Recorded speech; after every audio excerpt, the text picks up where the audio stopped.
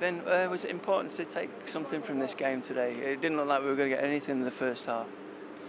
Yeah, I mean, probably our second half was as good as our first half was bad, really.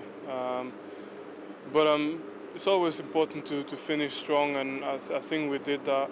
And in the end, if you look at the game, then you say, well, we should have won this game, really. So I still live with a positive feeling, just because the second half, everything we did wrong in the first half, we got it right in the second half, and we started enjoying our game. We started pressing really high. We recovered the ball really quickly, and you got to remember that they're a team that know how to play football. So not many teams come here and dominate the game. And in the first half, we weren't one of those. We were one of the teams who didn't dominate. But second half, I thought it was much better. And Yaya's injury had a role to play in the way we played, didn't it, in the first half? Is that right?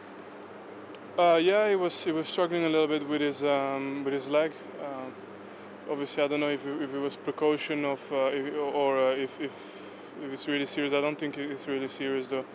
But obviously, when you play a team like Swansea, they know how to play the ball. They don't cut corners. They don't just throw the long ball. They really build up from the back end, and it can be a very tiring game if you're not 100% fit. So, but the second half, I thought our pressing was brilliant, and so much positive to take out of the second half.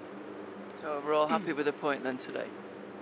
Not happy with the point, because I thought we should have won the game, but happy with what we showed in the second half. Definitely, it would have been a different feeling if we would have, because what we did in the previous weeks actually was starting the games really well, and then towards the end, the last 20 minutes, we always let ourselves down a little bit. But I think now this time was good to finish strongly, and we're going to take that into the last 4 games of the season.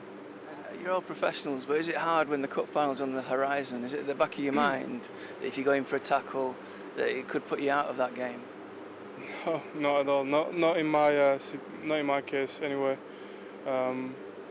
It's a big day for the club, to play a FA Cup final is massive, and obviously everyone realises that. But it'd be nice to win the game now against West Brom, and that would just set us up really nicely to focus just on the final. But it's important to qualify for that Champions League first. And moving on to West Brom, are you expecting to play in that game, Vinny? I don't know. The manager's got loads of options, so I'm sure whichever side he puts out, it'll be a strong side. But it's a game. Listen, it's a game that we have to win as well. There's no other ways to think about this game.